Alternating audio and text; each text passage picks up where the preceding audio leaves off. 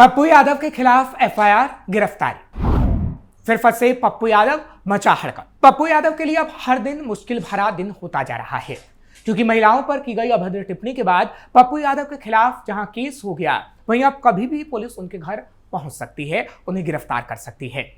Bharatiya Janata party की जिला मंत्री सुनीता सिंह ने सांसद पप्पू यादव के खिलाफ महिलाओं पर अभद्र टिप्पणी को लेकर थाने में लिखित शिकायत दर्ज करवाई है, जिसके बाद पुलिस कभी भी पप्पू यादव के घर पहुंचेगी और उनको हथकड़ी लगाएगी। पर क्या वाकई ऐसा होगा और पप्पू यादव की गिरफ्तारी होगी, ये सबसे बड़ा सवाल है। नमस्कार, कैपिटल टीवी का खास शो विवाद सवाल देख रहे हैं आप। मैं हूं आपके साथ हर्ष भारद्वाज। पूर्णिया के निर्दलीय सांसद राजेश रंजन उर्फ पप्पू यादव एक बार फिर से विवादों में है। इस बार उनके खिलाफ बिहार के गोपालगंज जिले में मोर्चा खोला गया है और गोपालगंज में उनके बैन की भी बात कही जा रही है कि उनके आने पर रोक लगा दिया जाए।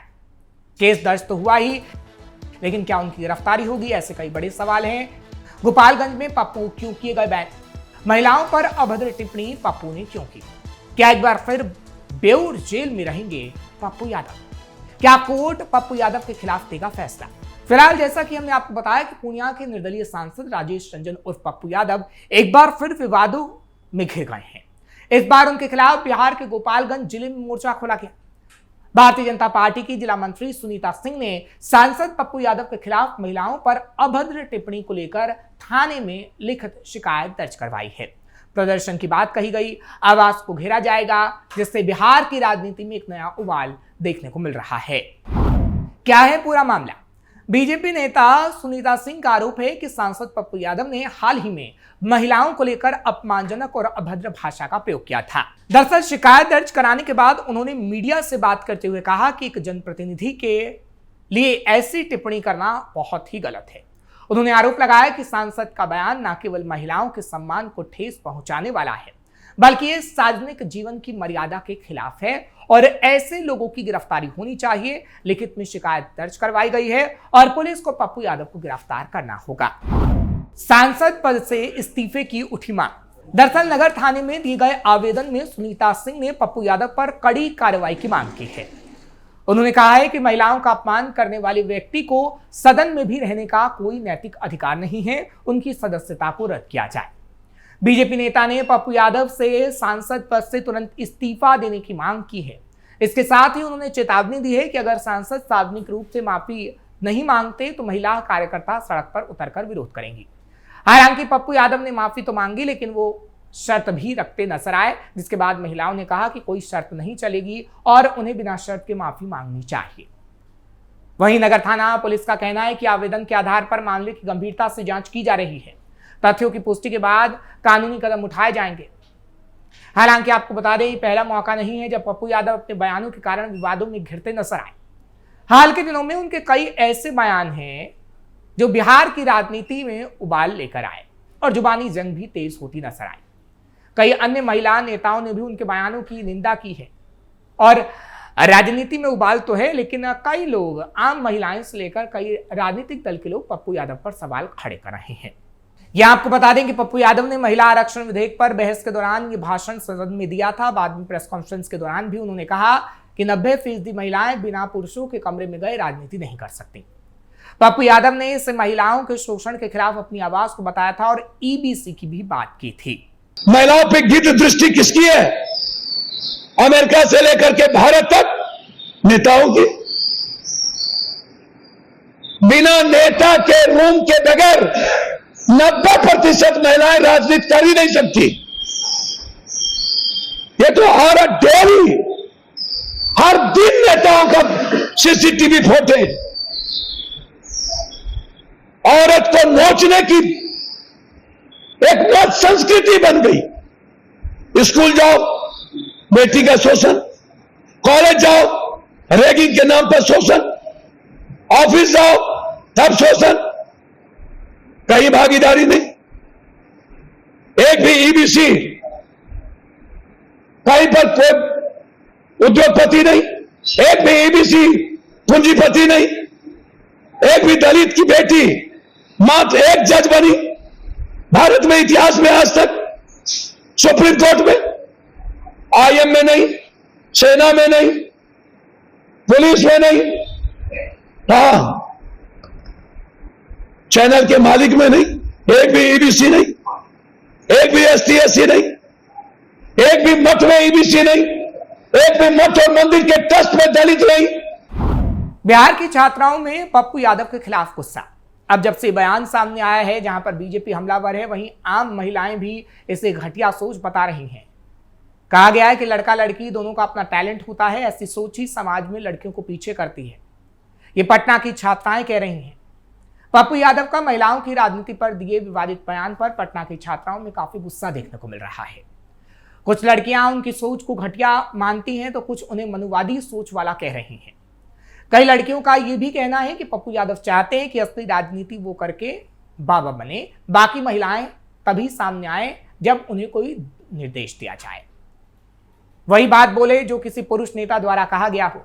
ऐसी बातें अगर पप्पू यादव बोल रहे हैं तो वो उनकी घटिया मानसिकता है। वो जो बोल रहे हैं वो सरासर गलत है।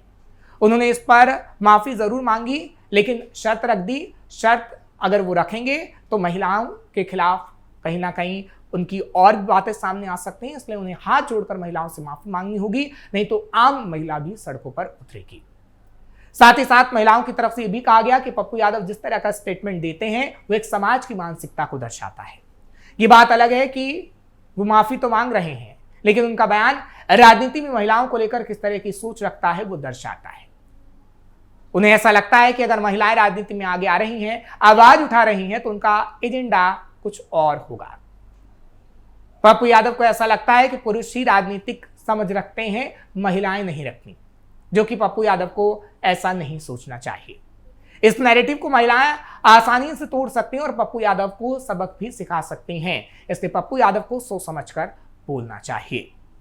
वहीं जब महिलाओं का विरोध हुआ, महिला आयोग ने नोटिस भेजा, बावजूद उसके पप्पू यादव ने फिर से कहा मैंने कोई गलती नहीं की, और उन्होंने एक बार फिर से रिपीट किया कि लोकसभा के अंदर, सदन के अंदर नेता कौन देखते हैं और महिलाओं के बारे में भी मैंने गलत नहीं कहा। और तो और उन्होंने महिलाओं पर सवाल भी उठा दिए थे। मैं चाहूंगा कि जिस संदर्भ में हमको अभी पता चला, अच्छा टीवी चैनल वाले लोग हाय तोबा मचाना शुरू कर देते हैं। मैं तो सदन में भी ये बात कहा हूं कि 70-80% नेता पॉर्न देखते हैं, तो क्या दिक्कत है? सबका आप जांच करा लीजिए। और टीवी चैनल वाले सबका भी हटना तो है नहीं। मेरे भी फोन में यदि पॉर्न होगा, मेरा भी जांच करा लीजिए तो होगा। ये अब तो टीवी इससे कुछ नहीं निकलना, आप जांच के। मैंने लोकसभा के भीतर भी बोला। देखिए, मैं नहीं कह रहा, पूरी दुनिया कह रही है कि एप्स्टीन फाइल क्या कहता है। बार बार यही लोग, ये कौन है जो हमको नोटिस दिए हैं? ये कौन है?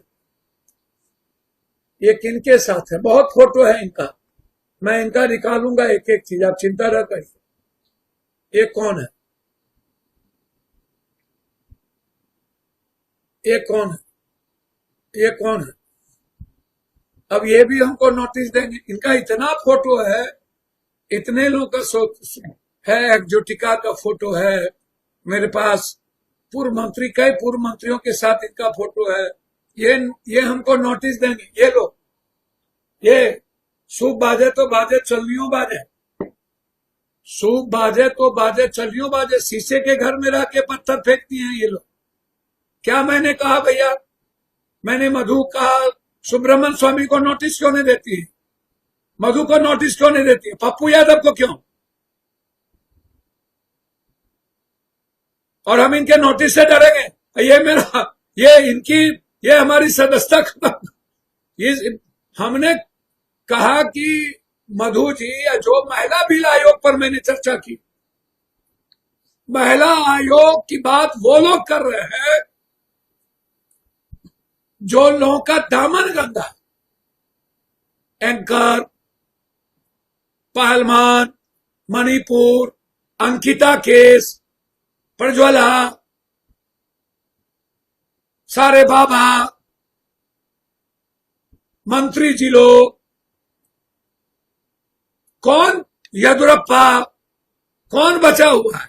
हालांकि पप्पू यादव ने माफी तो मांगी है, लेकिन पप्पू यादव की गिरफ्तारी तो अब तय मानी जा रही है, क्योंकि महिला आयोग पर लगातार वो सवाल उठा रहे हैं। माफी भी मांगी गई तो उस पर शर्त रख दी गई। लेकिन अब गोपालगंज हो या फिर अलग अलग जगह पर पप्पू यादव की एंट्री नहीं होने दी जाएगी, ये महिलाएं कह रही हैं। और बिहार के अंदर कहीं ना कहीं पप्पू यादव को यह सोचना होगा कि सबसे ज्यादा महिलाएं ही वोट डालती हैं। अभी वो पूर्णिया से सांसद हैं। आगे आने वाले समय में पूर्णिया की जनता ही, पूर्णिया की महिलाएं ही पप्पू यादव को पसंद ना करें, ऐसा भी हो सकता है। इसलिए पप्पू यादव को महिलाओं पर सोच समझकर टिप्पणी करनी चाहिए थी, जो पप्पू यादव की तरफ से नहीं की गई, जिसका खामियाजा पप्पू यादव इस वक्त भुगत रहे हैं और आगे आने वाले समय में इसका खामियाजा भुगतेंगे भी। क्योंकि पप्पू यादव के खिलाफ जब मामला दर्ज हुआ है तो क्या पप्पू यादव के घर पुलिस पहुंचती है? क्योंकि अब पटना की छात्राओं की तरफ से भी आंदोलन करने की बात कही जा रही है। और तो और जिस तरीके से महिला आयोग की तरफ से नोटिस भी जारी किया गया और पुलिस में शिकायत दर्ज करवाई गई, देखना होगा कि पुलिस कब तक पूछताछ के लिए पप्पू यादव के घर पर जाती है और क्या एक दिन ऐसा फिर से आएगा जब बेऊर जेल में पप्पू यादव को रहना पड़ेगा। ये बड़ा सवाल है और आज का सवाल यही था जो हमने बेबाकी से पूछ डाला। आपको ये खबर कैसी लगी कमेंट सेक्शन में जरूर बताएं। खबर को लाइक शेयर करें, कैपिटल टीवी को सब्सक्राइब करना मत भूलेगा। कल फिर से बेबाकी से सवाल पूछेंगे। मुझे इजाजत दीजिए, नमस्कार।